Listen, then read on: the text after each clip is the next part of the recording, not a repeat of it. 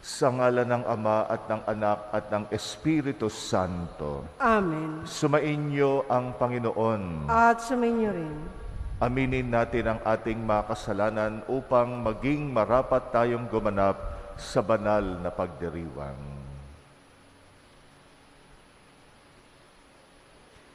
Inaamin ko sa makapangyarihang Diyos at sa inyo mga kapatid, na lubha akong nagkasala sa isip, sa salita, sa gawa, at sa aking pagkukulang. Kaya isinasamo ko sa mahal na Birheng Maria, sa lahat ng mga anghel at mga banal, at sa inyo mga kapatid, na ako'y ipanalangin sa Panginoong ating Diyos. Kaawaan tayo ng makapangyarihang Diyos, patawarin tayo sa ating mga kasalanan, at patnubayan tayo sa buhay na walang hanggan. Amen. Panginoon, kaawaan mo kami. Panginoon, kaawaan mo kami. Kristo, kaawaan mo kami. Kristo, kaawaan mo kami. Panginoon, kaawaan mo kami. Panginoon, kaawaan mo kami. Manalangin tayo. Ama naming makapangyarihan, ipagkaloob mong aming magampanan ang pagsasakasalukuyan ng pagpapakasakit ng aming poong mahal, upang kami pagindapating magkamit ng ibinunga nitong kapatawaran. Sa pamagitan ng Jesucristo kasama ng Espiritu Santo, magpasawalang hanggan. Amen.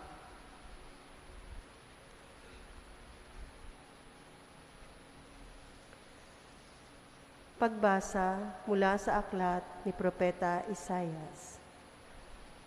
Makinig kayong mga taong naninirahan sa malalayong lugar. Pinili na ako ng Panginoon bago pa isilang, at hinirang niya ako para siya'y paglingkuran. Mga salita ko'y ginawa niyang sintalas ng tabak. Siya ang sa akin laging nag-iingat. Ginawa niya akong parang matulis na palaso, na anumang oras ay handang itudla. Sinabi niya sa akin, Israel, ikaw ay lingkod ko. Sa pamamagitan mo, ako'y dadakilain ng mga tao. Ngunit ang tugon ko, ako ay nabigo sa aking pagsisikap, hindi nagtatagumpay, gayong ibinuhos ko ang aking lakas. Gayon may itinitiwala ko sa Panginoon ang aking kalagayan, na ako'y gagantimpalaan sa aking nakayanan. Bago pa ako ipanganak, ay hinirang na ng Panginoon. Pinili niya ako na para maging lingkod niya, upang tipunin ang mga nangalat na mga Israelita, at sila'y ibalik sa bayang Israel. Binigyan ako ng Panginoon ng karangalan. Sa Kanya nagbubuhat ang aking karangalan. Sinabi ng Panginoon sa akin, Israel, na aking lingkod, may mas mahalaga pa akong ipagagawa sa iyo. Bukod sa pagpapanumbalik sa mga Israelitang nalabit, ay gagawin kitang tanglaw ng mga bansa, upang lahat sa daigdig ay mailigtas. Ang salita ng Diyos. Salamat sa Diyos. Patuloy kong isasaysay ang dulot mong kaligtasan. Patuloy kong isasaysay ang dulot mong kaligtasan. Sa iyo lang, Panginoon, lubos akong nananalig. Huwag mo akong pababayaang mapahiya at malupig. Tulungan mo ako ngayong yamang ikaw ay matuwid. Ako sana ay sagipin, sa daing ko ay makinig. Patuloy kong isasaysay ang dulot mong kaligtasan. Ikaw nawa ang muog ko at iligtas na kakanlungan, matatag na kublihan ko at matibay na sanggalang. Sa lahat ng masasama, O Diyos, ako'y ipaglaban, sa kuko ng mababagsik. huwag mo akong pabayaan. Patuloy kong isasaysay ang dulot mong kaligtasan. Panginoon, sa iyo ko inilagak ang pag-asa. Maliit pang bata ako, sa iyo'y may tiwala na.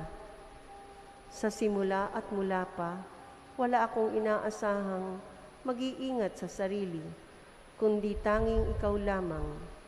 Kaya naman ikaw poon, pupurihin araw-araw. Patuloy kong isasaysay ang dulot mong kaligtasan. Pagkat ikaw ay dakila, patuloy kong isasaysay. Maghapon kong ihahayag ang dulot mong kaligtasan.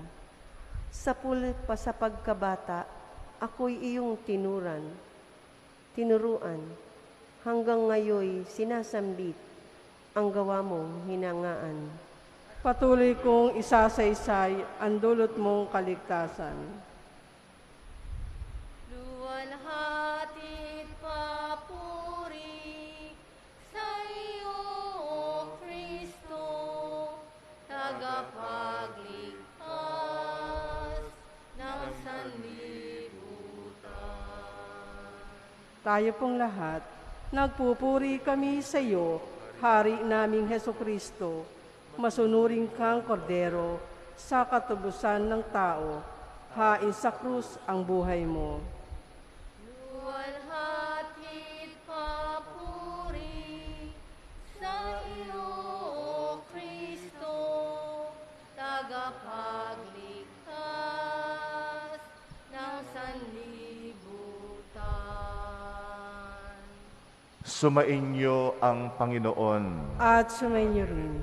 Ang mabuting balita ng Panginoon ayon kay San Juan. Papuri sa iyo, Panginoon.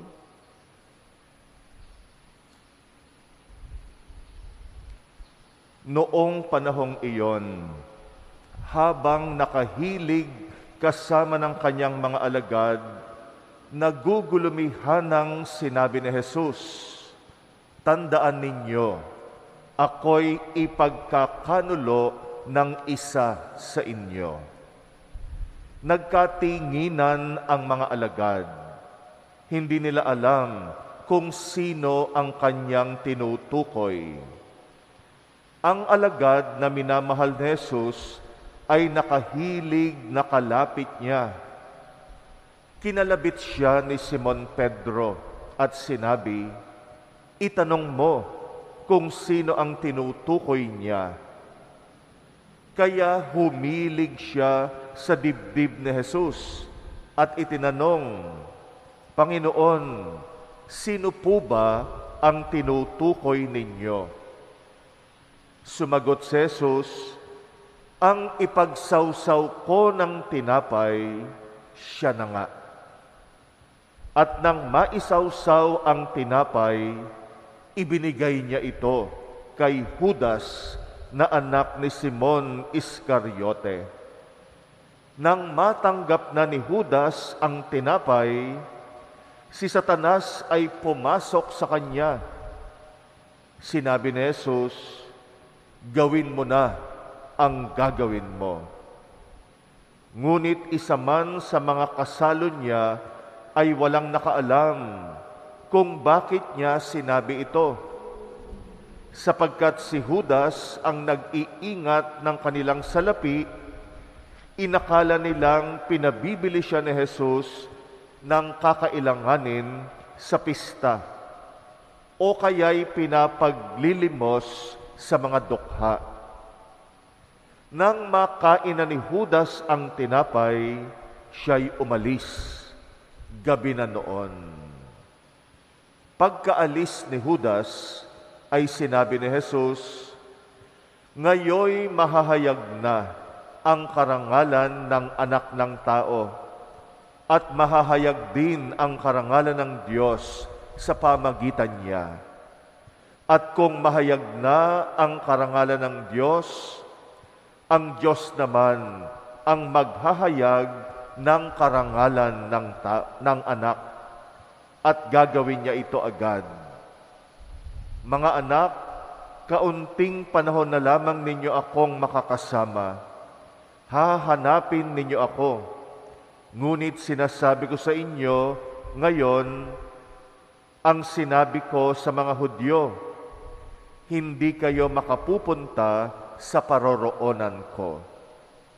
Saan po kayo pupunta, Panginoon? Tanong ni Simon Pedro.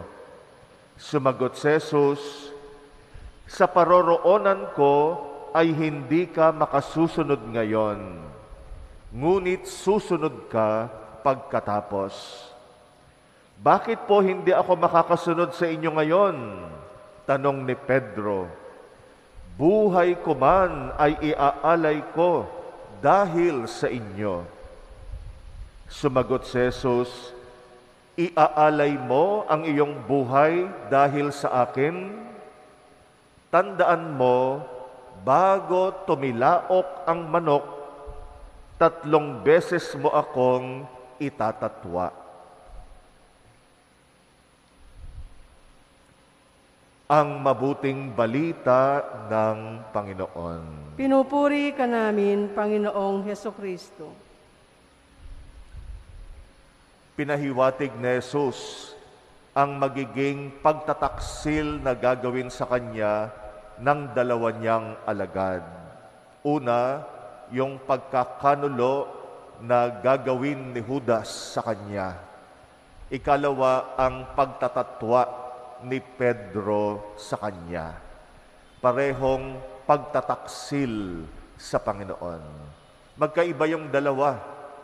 Yung una kay Judas, ito'y pagtataksil na sinasadya. Talagang pinagplanuhan ni Judas.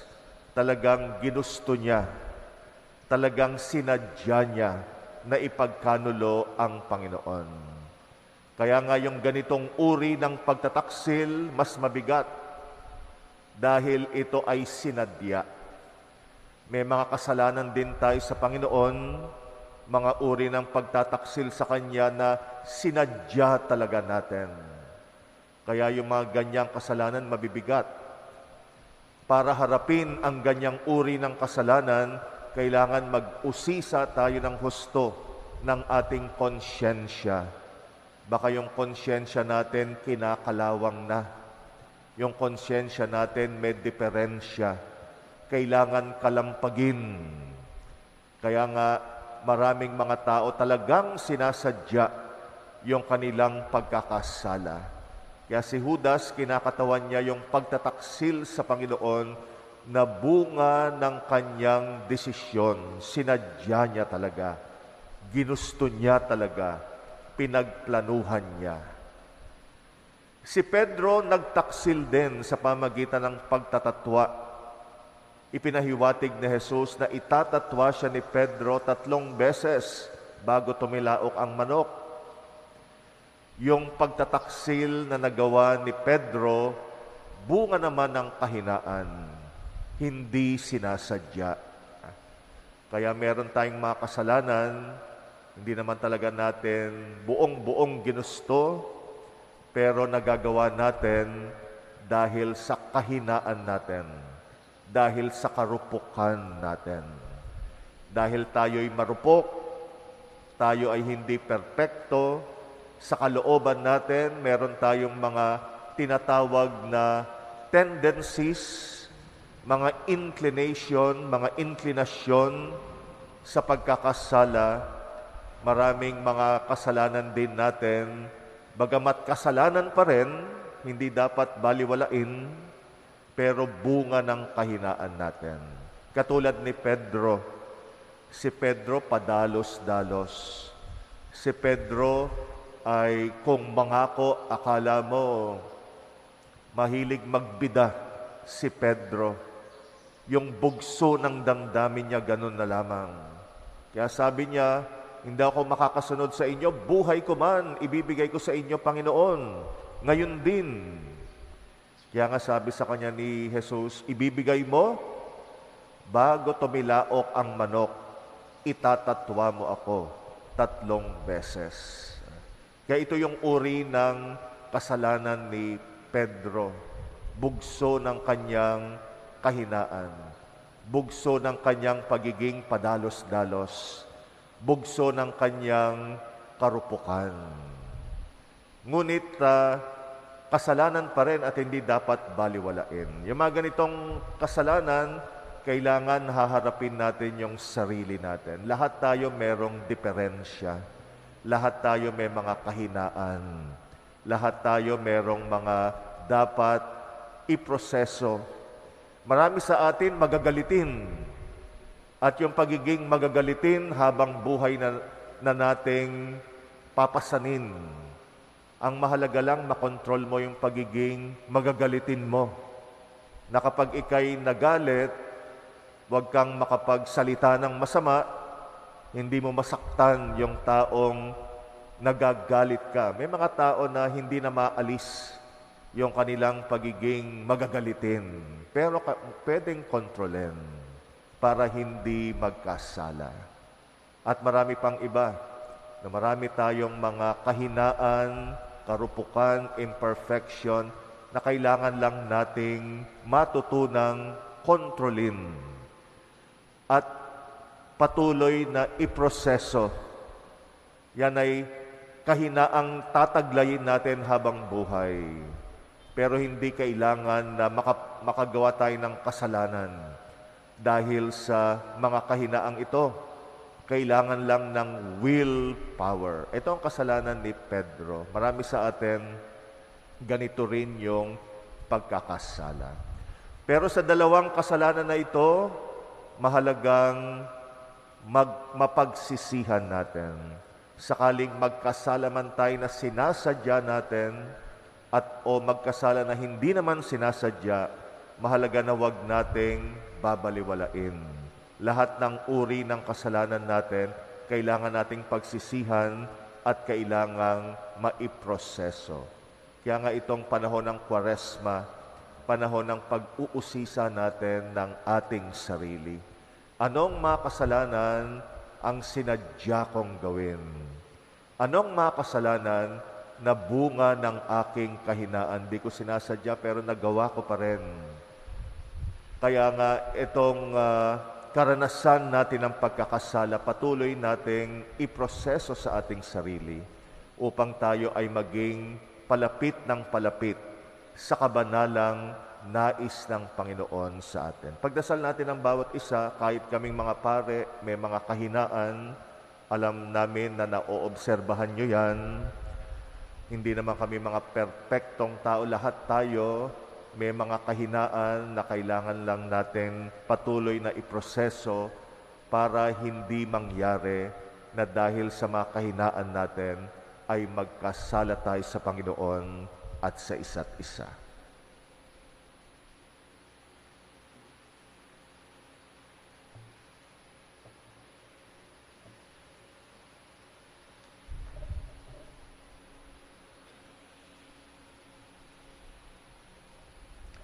Buong kababaang loob na idulog natin ang ating mga kahilingan sa Panginoon habang laging inaalala ang paghihirap na Kanyang tiniis para sa ating kaligtasan. Ating itutugon, Jesus, sa pamagitan ng iyong pagpapakasakit para sa aming kagalingan, dinggin mo kami.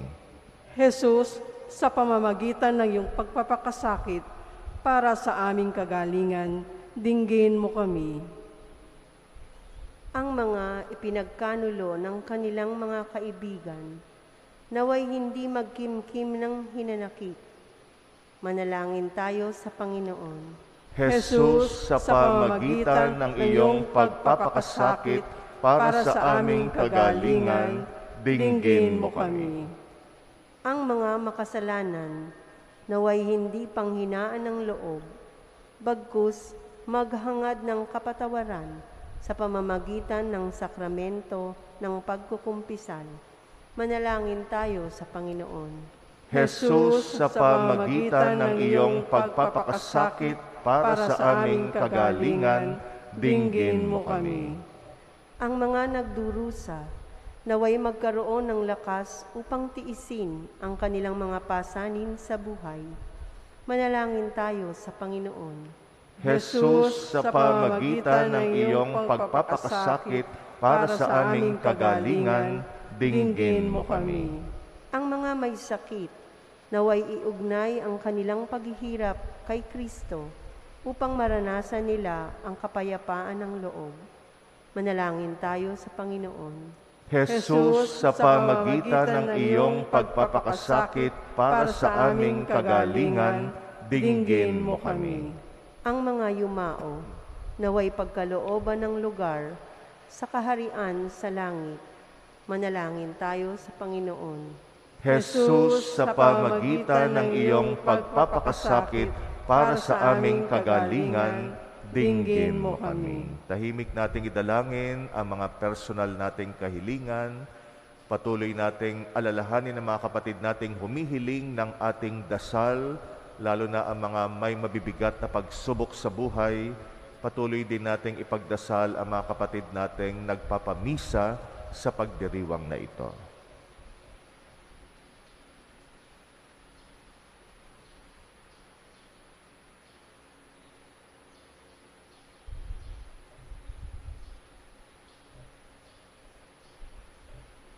Panginoon, patawarin mo kami sa aming pagtataksil sa iyo at mga kasalanan, sinasadya man o hindi sinasadya, pinagplanuhan man namin o bunga ng aming kahinaan. Naway makaahon kami sa aming mga pagkakasala at mabuhay kami ayon sa iyong kalooban. Ikaw na nabubuhay at naghahari magpasawalang hanggan. Amen. Aming alay sa iyo, Panginoon, ang tinapay at alak na iyong kaloob, upang gunitain ang iyong buhay na inialay ng tayo'y magdiwang bilang isang sambayanan. Ang tinapay, ito ang iyong laman, at ang alak, ito ang iyong dugo.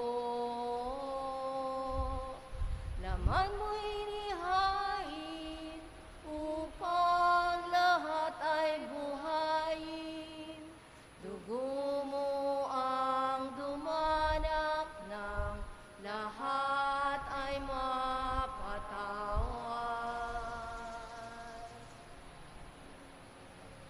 Manalangin kay mga kapatid upang ang paghahain natin kalugdan ng Diyos amang makapangyarihan.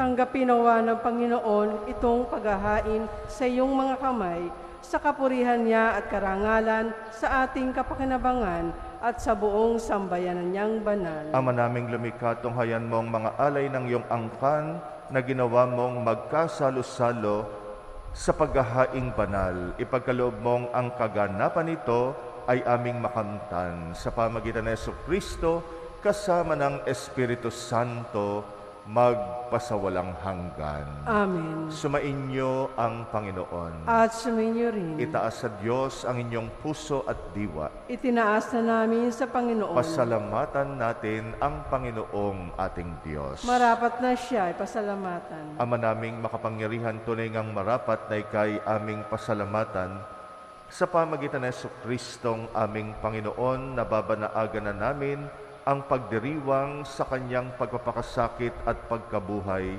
Malulupig na ang dating pagsuway sa pag-ako sa kanyang kusang loob na katapatan at magaganap na ang pag-alaala ng aming pag-anib sa iyong tinubos na angkan. Kaya kaisa ng mga anghel na nagsisiawit ng papuri sa iyo, nang walang humpay sa kalangitan kami nagbubunyi sa iyong kadakilaan. Santo, Santo, Santong Panginoong Diyos ng mga hukbo, napupuno ang langit at lupa ng kadakilaan mo. Hosana sa kaitaasan, pinagpala ang naparirito sa ngalan ng Panginoon. Hosana sa kaitaasan. Ama naming banal, ikaw ang bukal ng tanang kabanalan, kaya't sa pamagitan ng iyong Espiritu gawin mong banal ang mga kaloob na ito upang para sa amin ay maging katawan at dugo ng aming Panginoong Jesucristo. Bago niya pinagtiis ang kusang loob na maging handog, ginawa kanyang tinapay, pinasalamatan kanya, pinaghati-hati niya yon, iniabot sa kanyang mga alagad at sinabi, tanggapin ninyong lahat ito at kanin, itong aking katawan na ihahandog para sa inyo.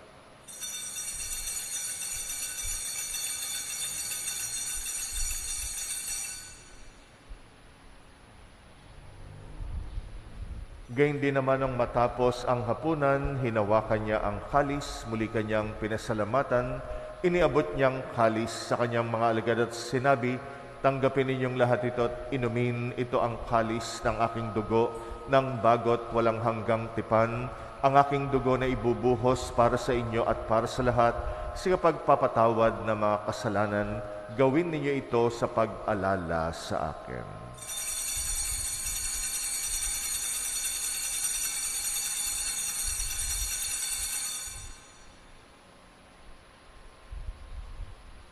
Ang misteryo ng pananampalataya. Si Kristo ay gunitain, sarili ay inihain, bilang pagkait inuming pinagsasaluhan natin hanggang sa siya'y dumating.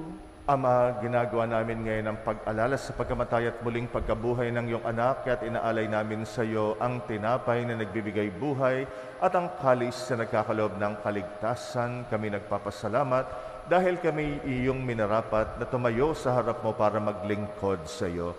Sinasamo namin kaming magsasalo-salo sa katawan at dugo ni Kristo ay mabuklod sa pagkakaisa sa pamagitan ng Espiritu Santo. Ama, lingapin mo ang iyong simbahang laganap sa mong daigdig. Puspusin mo kami sa pag-ibig kaysa ni Francisco na aming Papa at ni Jose na aming Obispot ng Tanang Kaparian. Alalahanin mo rin ang mga kapatid naming nahimlay na may pag-asang sila'y muling mabubuhay, gayon din ang lahat ng mga pumanaw, kawaan mo sila't patuloyin sa iyong kaliwanagan. Kawaan mo at pagindapatin kaming lahat makasalo sa iyong buhay na walang wakas, kaysa ng mahal na Birheng Maria na ina ng Diyos, ng kabiyak ng puso niyang si San Jose, kaysa ng mga apostol at ang lahat ng mga banal na namuhay dito sa daigdig ng kalugod-lugod sa iyo. May pagdiwang nawa namin ang pagpupuri sa ikrarangal mo sa pamagitan ng iyong anak na aming Panginoong Hesukristo. Sa pamagitan ni Kristo, kasama niya at sa Kanya ang lahat ng parangal at papuri ay sa iyo, Diyos amang makapangyarihan, kasama ng Espiritu Santo, magpasawalang hanggan.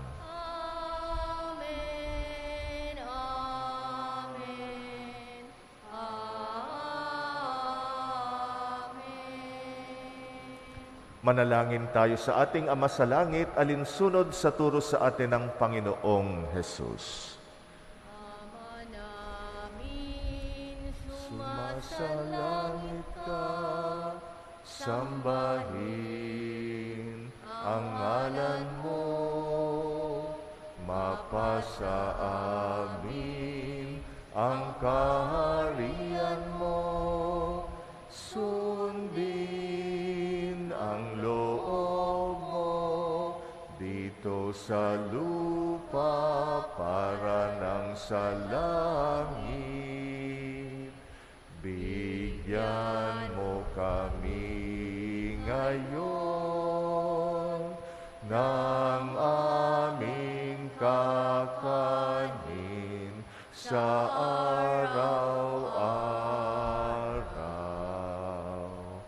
At patawarin mo kami sa aming mga sala, para ng pagpapatawad namin sa nagkakasala sa amin. At wag mo kaming ipahintulot sa tukso, at iadya mo kami sa lahat ng masama. Hinihiling namin kami, Yadya, sa lahat ng masama, pagkalooban ng kapayapaan, araw-araw, iligtas sa kasalanan, ilayo sa lahat ng kapahamakan, samantalang aming pinananabikan ang dakilang araw ng pagpapahayag ng tagapagligtas naming si Jesucristo. Sapagkat iyo ang kaharian at ang kapangyarihan at ang kapurihan magpakailanman. Amen. Panginoong Jesucristo, sinabi mo sa iyong mga apostol, kapayapaan ang iniiwan ko sa inyo, ang aking kapayapaan ang ibinibigay ko sa inyo. Tunghayan mo ang aming pananampalataya, wag ang aming pagkakasala. Pagkalooban mo kami ng kapayapaan at pagkakaisa ayon sa iyong kalooban, kasama ng Espiritu Santo, magpasawalang hanggan. Amen. Ang kapayapaan ng Panginoon ay laging sumainyo. At sumainyo rin. Magbigayan kayo ng kapayapaan sa isa't isa. Peace be with you.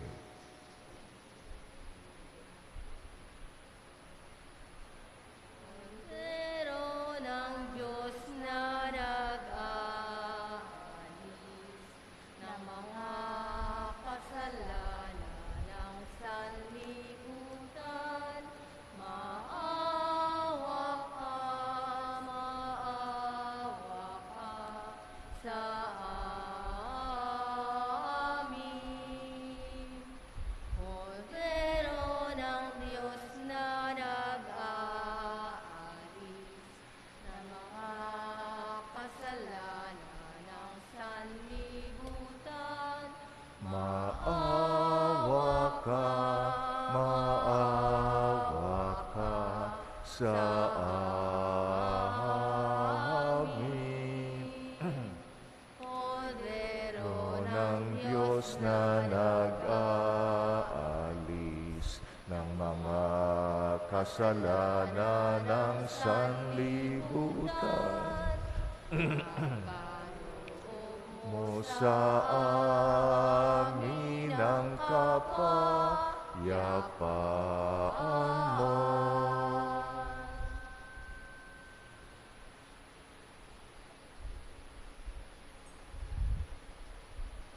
Narito ang kordero ng Diyos na nag-aalis ng mga kasalanan ng sanlibutan. Mapalad ang mga inaanyayahan sa kanyang piging. Panginoon, hindi ako karapat-dapat na magpatuloy sa iyo, ngunit sa isang salita mo lamang ay gagaling na ako.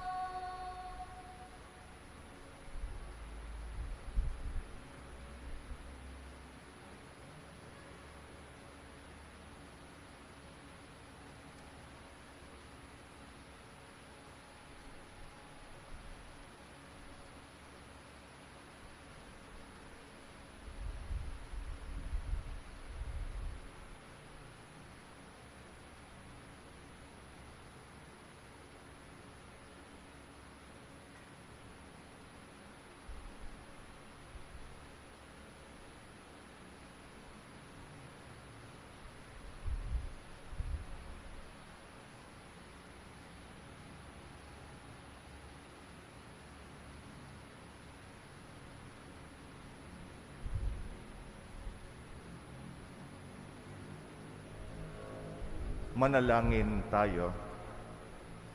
Ama naming mapagmahal, kaming mga tumanggap sa banal na pakikinabang ay dumudulog sa iyo at nakikiusap pagbigyan sa kahilingan naming ang piging mong bigay ay maging pagsasalo namin sa iyong walang maliw na buhay sa pamagitan ng Jesucristo kasama ng Espiritu Santo magpasawalang hanggan. Amen.